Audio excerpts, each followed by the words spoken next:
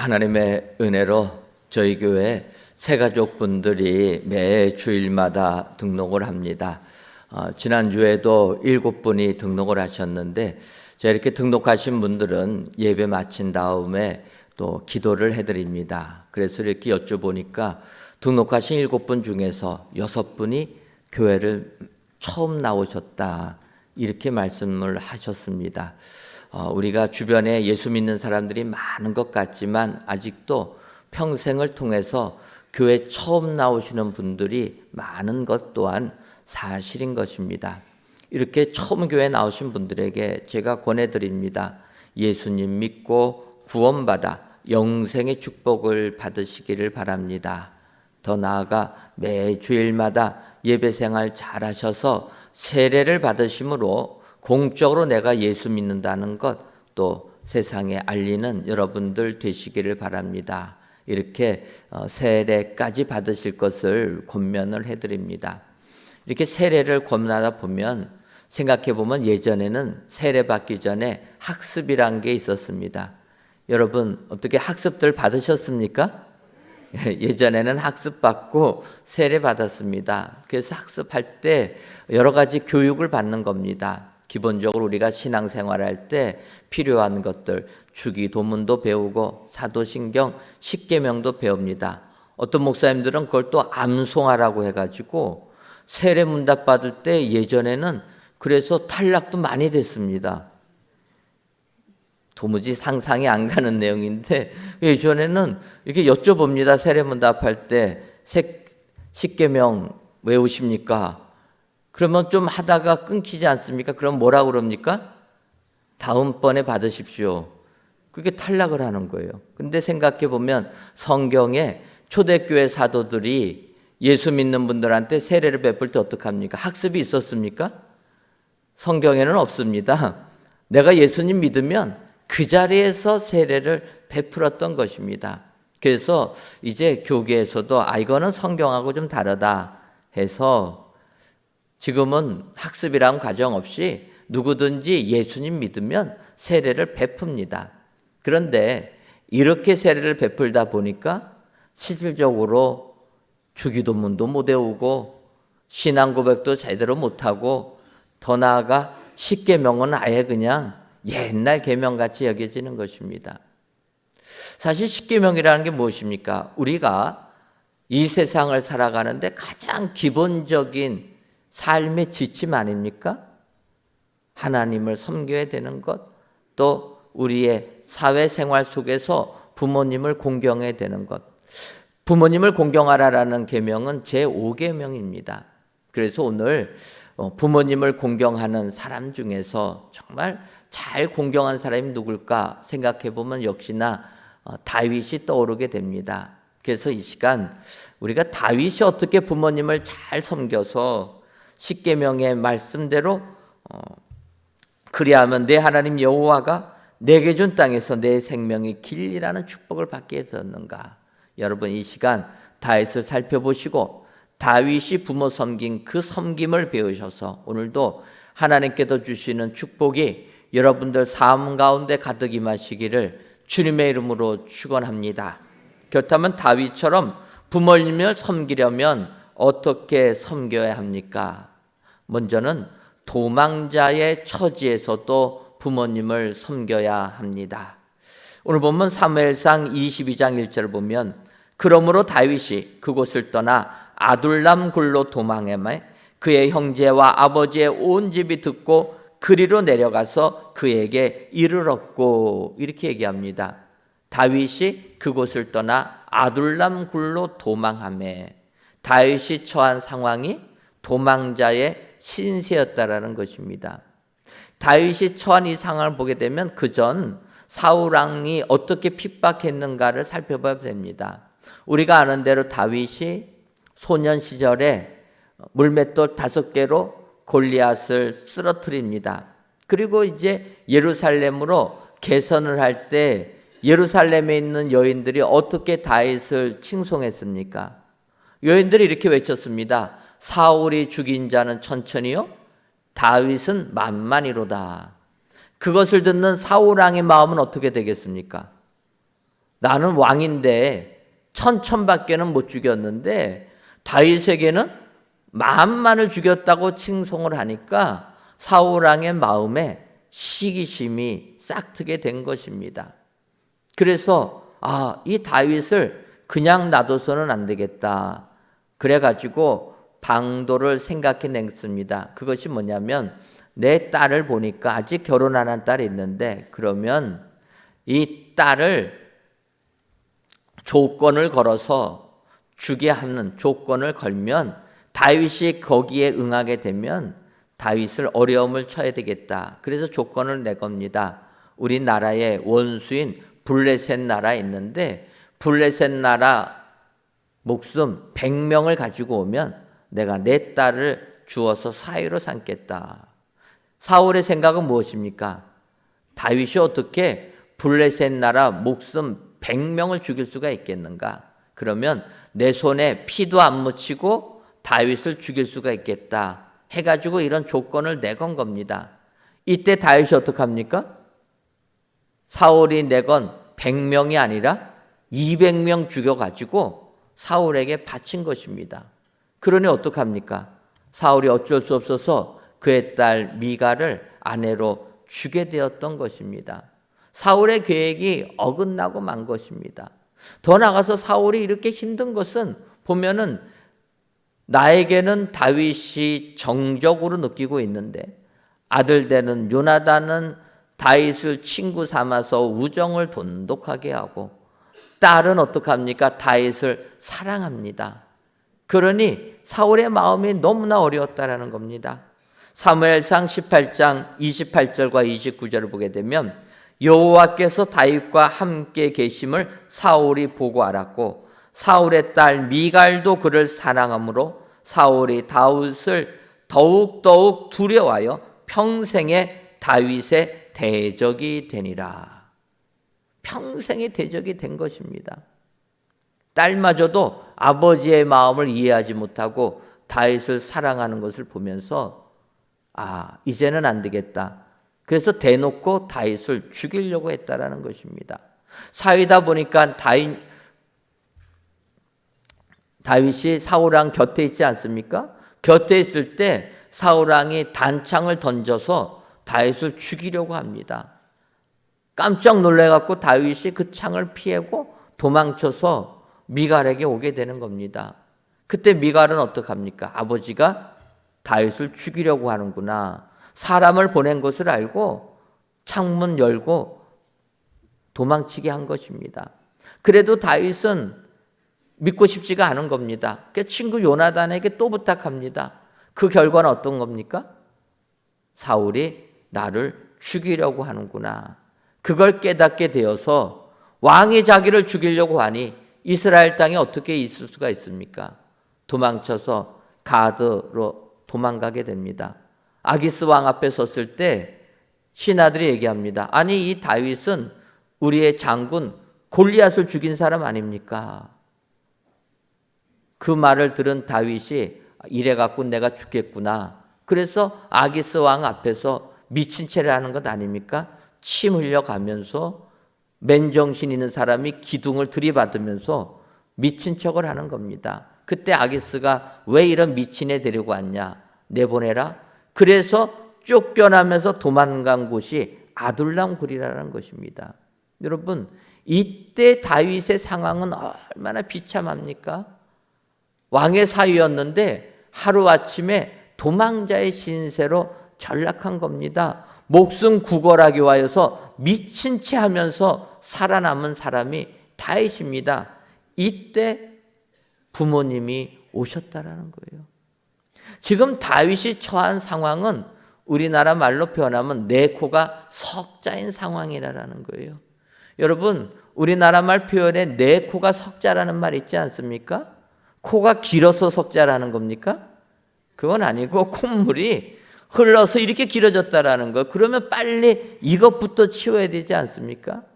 다윗이 처한 상황은 이런 급박한 상황이라는 거예요. 그때 부모님이 다윗에게 왔다라는 겁니다. 이때 우리는 어떡합니까? 내 상황이 이러면 부모님이 나에게 오는 게 반갑겠습니까? 여러분 어떠합니까? 내가 지금 당장에 먹고 살 것 없는데 부모님이 나에게 찾아오면은 행복하십니까? 기쁘십니까? 어떻습니까? 표현은 안 했지만 속으로는 그럴 거예요. 짜증납니다. 이게 우리의 마음 아닙니까? 그런데 다윗은 어떡합니까? 도망자의 신세. 그래서 발붙일 곳이 없어서 아둘람 굴에 피신하고 있을 때 부모님이 오셨다라는 거예요. 그런데 다윗은 이 부모님을 성심껏 모셨다라는 겁니다. 여러분, 이렇게 성심껏 모실 때 하나님께서 다윗에게 축복해 주신 줄 믿습니다. 요즘 중장년의 세대는 참 힘든 세대입니다. 100세 시대가 되다 보니까 부모님은 정정하시고 부모님 섬겨야 되지 않습니까? 시대가 바뀌었고 자녀들 결혼시키면 끝난 줄 알았는데 끝난 게 아니라 평생 AS 하느라고 부모님들이 더 힘든 겁니다.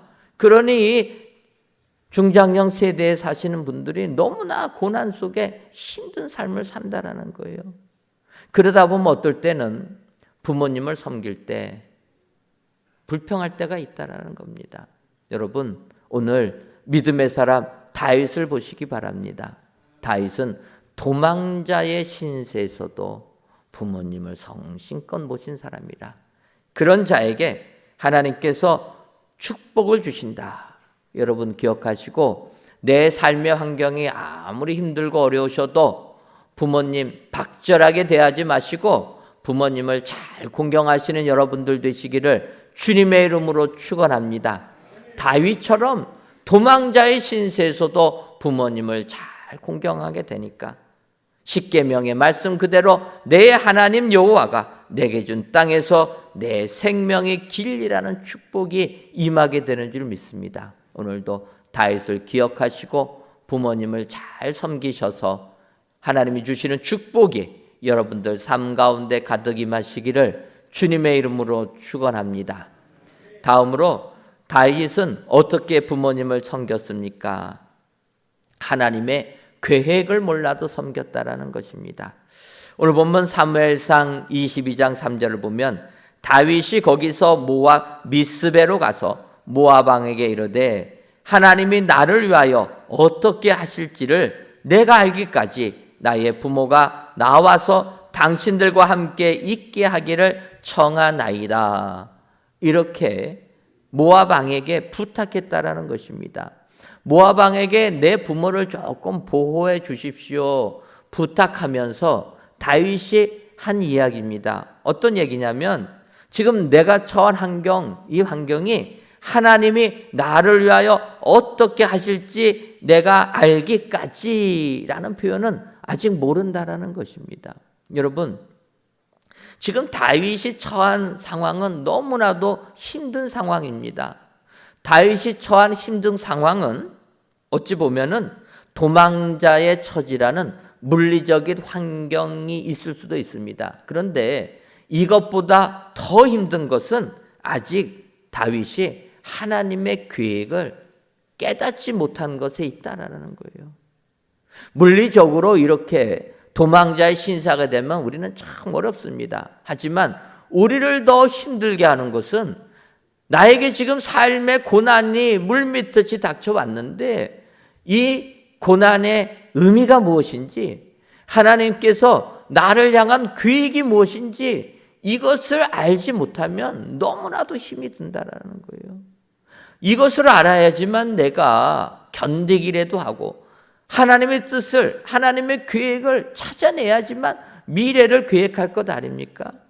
지금 다윗이 처한 상황은 하나님의 뜻을 모른다는 거예요.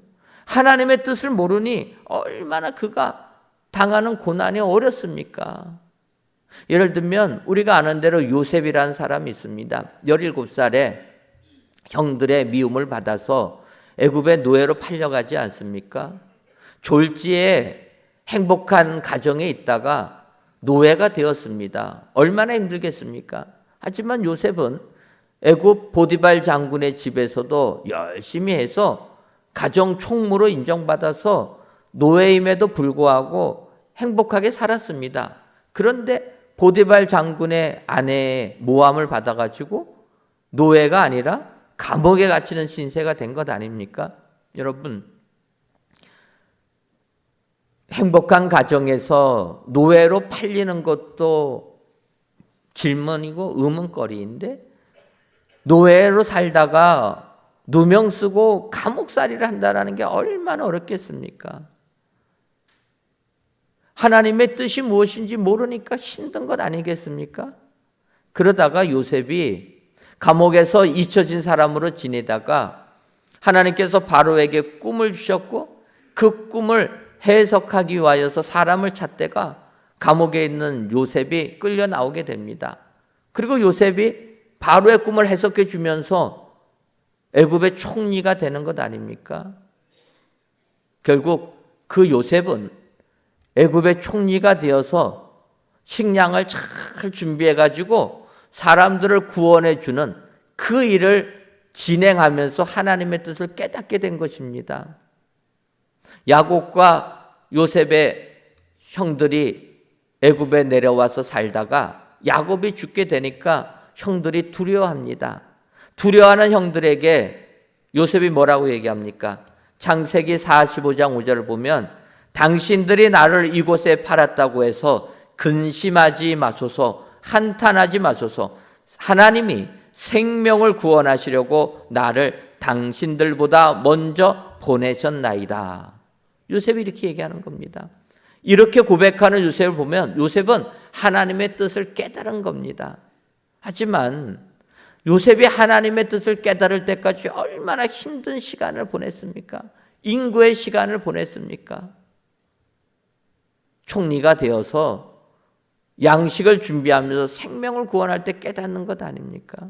여러분, 요셉이 이거 깨닫기 전까지는 얼마나 어려웠겠습니까? 이건 우리들도 마찬가지 아닙니까? 여러분, 우리가 평생 섬기던 풍납동에서 천호동으로 성전을 이전할 때 얼마나 우리가 질문이 많고 의문이 많았습니까? 하나님, 왜 우리가 풍납동을 떠나서 천호동으로 와야 됩니까? 우리가 하나님께 질문하지 않았습니까? 그런데 여러분 어떻습니까? 이곳에 입당하고 이곳에 와보니까 하나님의 계획을 깨닫게 되는 것 아닙니까? 하나님의 계획을 깨닫지 못할 때에는 왜 우리에게 이런 고난이 있느냐? 오히려 하나님께 반문하지만 깨닫고 나니까 이것이 은혜 아닙니까? 여러분, 하나님의 뜻을 깨닫지 못할 때는 우리가 이렇게 얘기합니다. 하나님이 살아계시면 어떻게 이런 일이 나에게 있을 수 있습니까? 지금 다윗이 처한 환경은 이런 상황이라는 거예요. 하나님이 살아계시면 어떻게 나에게 이런 고난을 줄 수 있습니까? 내가 어찌하여서 왕의 사위에서 하루아침에 도망자가 되어서 미친 척하면서 살아나야 됩니까? 여러분, 이렇게 질문할 것 아니겠습니까? 그때 부모님이 왔을 때 다윗은 그 부모를 섬겼다라는 겁니다. 여러분, 다윗이 복받은 이유가 무엇입니까? 그는 성경 말씀 그대로 부모님을 공경한 겁니다. 하나님의 뜻을 몰라도 부모님을 먼저 공경했다라는 것입니다. 여러분, 우리는 이 세상 살면서 나에게 힘든 일이 생기면 내 앞길부터 먼저 해결하려고 하는 게 우리라는 거예요. 부모님 섬기는 것은 뒷전이라는 것입니다. 하지만 오늘 믿음의 사람 다윗은 우리에게 권면합니다. 내 삶이 어느 방향으로 갈지 전혀 예상하지 못해도, 하나님의 계획을 내가 깨닫지 못해도 부모님 섬기는 게 우선이라는 거예요. 부모님 먼저 섬기면 하나님께서 하나님의 계획하심을 우리에게 다 알려주실 줄 믿습니다. 여러분, 다윗이 하나님의 뜻을 깨닫지 못하는 이런 난감한 상황 속에서도 부모님이 오시니까 부모님을 섬기고 이 부모님을 잘 모시기 위하여서 모압 왕 앞에까지 가서 부탁했다라는 겁니다. 이렇게 부모님을 잘 섬기니까 어떻게 됩니까? 5절 말씀 보게 되면 선지자 갓이 드디어 다윗에게 이야기합니다. 너는 이곳에 있지 말고 다시 유대 땅으로 돌아가라 말씀해 주신다라는 거예요. 하나님의 말씀이 무엇인지 깨닫지 못하고 그 음성을 듣지 못해서 방황할 때에도 먼저 우리의 부모님을 섬기니까 하나님께서 갈 길을 알려주신다라는 것입니다. 오늘 귀한 예배를 드리시는 사랑하는 성도 여러분, 아직까지도 하나님의 계획하심을 발견하지 못하여서 갈등하며 방황하는 분들 안 계십니까? 설사 내 삶이 이렇게 고난 한가운데 있다 할지라도 부모님을 잘 공경하시는 저와 여러분들 되시기를 주님의 이름으로 축원합니다. 이렇게 부모님을 잘 섬길 때 하나님께서 우리의 가정 약속해 주신 그대로 하늘의 축복을 내려줄 줄 믿습니다. 내 삶보다 부모 공경함이 우선이라 여러분 기억하시고 오늘도 부모님 잘 공경하셔서 하나님께서 베풀어 주는 은총이 저와 여러분들 삶 가운데 임하시기를 주님의 이름으로 축원합니다. 마지막으로 다윗을 통하여서 부모 섬김을 배울 것은 그는 평안한 곳으로까지 인도하며 섬겼다라는 것입니다.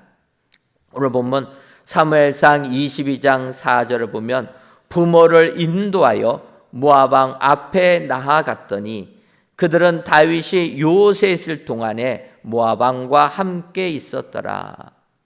앞서도 말씀드렸지만 다윗이 처한 그 도망자의 신세, 더 나아가 하나님의 뜻을 발견하지 못하여서 난감한 상황에도 다윗은 부모님을 섬겨서 부모님을 인도하여 모압 왕에게 모시고 가셨고, 다윗이 요새에 있는 동안에 동굴 속에 피신해 있는 동안에도 모압 왕과 부모님이 함께 있어서 평안하게 거하게 했다라는 것입니다. 여러분, 축복받는 비결은 이렇게 부모님을 평안한 곳으로 인도하는 자 하나님께서 축복해 주실 줄 믿습니다.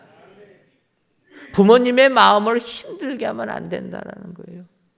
우리가 세상을 살다 보면 나에게 닥칠 힘든 일 때문에 오히려 부모의 마음에 더 근심을 드리는 게 우리들 아닙니까? 내가 먼저 살아야 되겠다고 부모님 섬기는 거 뒷전으로 놔두는 게 우리들의 모습 아닙니까? 하지만 다윗은 아니었다라는 겁니다. 나의 문제 해결보다 부모님을 안전하게 평안한 곳으로 모시는 게 먼저였다라는 겁니다. 이런 자들에게 하나님께서 축복해 주실 줄 믿습니다. 그래서 지금도 많은 사람들, 특별히 자녀들이 부모를 이렇게 섬기는 것 아닙니까? 여러분, 요즘에 부모님들 연세가 드시면 우리가 요양병원으로 다 모십니다. 모실 수밖에 없는 상황이라는 거예요. 요양병원에 모시면은 부모님을 누가 돌보아 줍니까? 간병인들이 돌봐주는 것 아닙니까? 사실 우리가 간병인들을 쓸 때 다 간병비 주는 겁니다. 그럼에도 불구하고 간병인들에게 어떻게 합니까? 우리가 간병인들을 선택하지만 선택하는 순간 우리가 을이 되는 겁니다. 왜 그렇습니까? 내가 좀 마음 상하면 우리 부모님, 돌보는 간병인들이 우리 부모님 해코지 할까 봐 그래서 그냥 속이 뒤틀려도 좋은 말만 하고 마음이 상해도 온갖 선물 갖다 바친 것 아닙니까? 부모님 섬기기 위해서 한다는 거예요. 이렇게 부모님을 섬길 때 하나님께서 우리에게 은혜 주실 줄 믿습니다. 이렇게 부모님을 섬긴 것은 다윗뿐만 아닙니다. 예수님도 마찬가지 아닙니까? 여러분, 예수님께서 십자가에 달려 돌아가실 때 그는 죽음 앞에 선 주님이십니다. 그 주님이 어떻게 하십니까?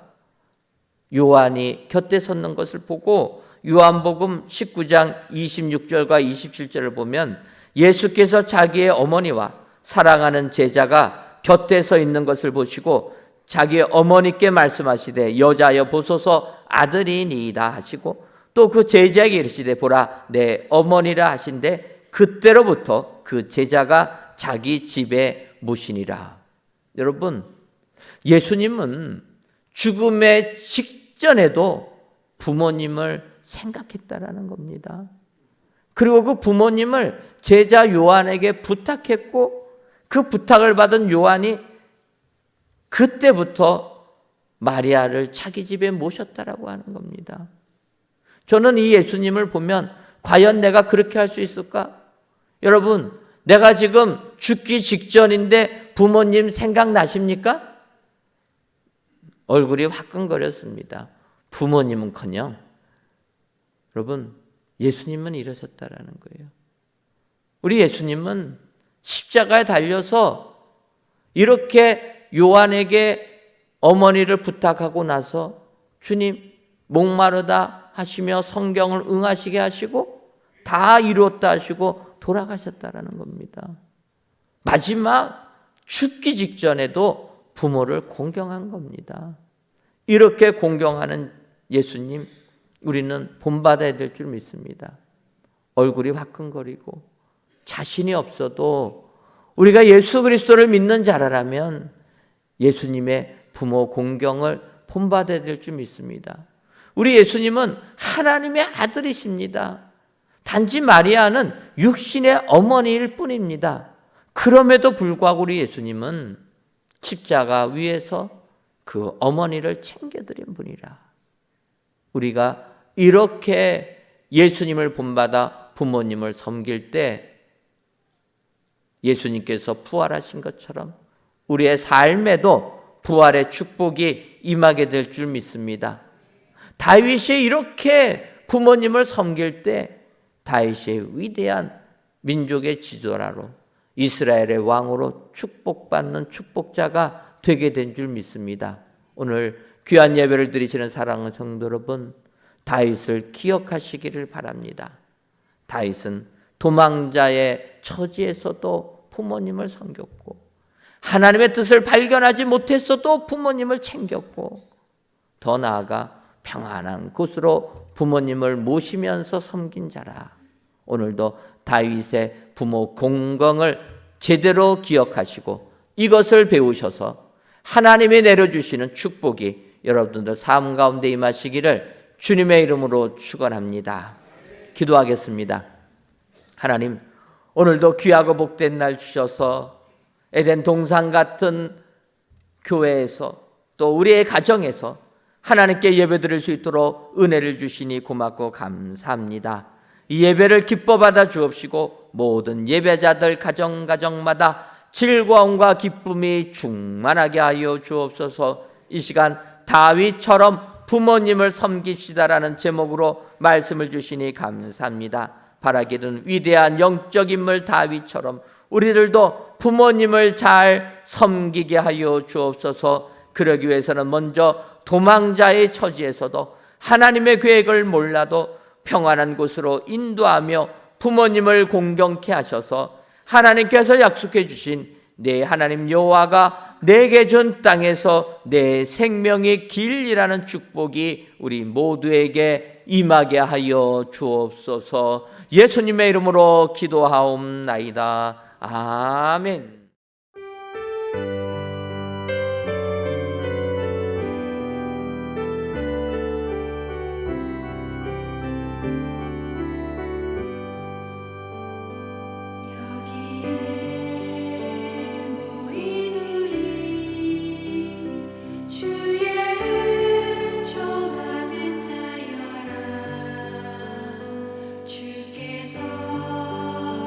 이 자리에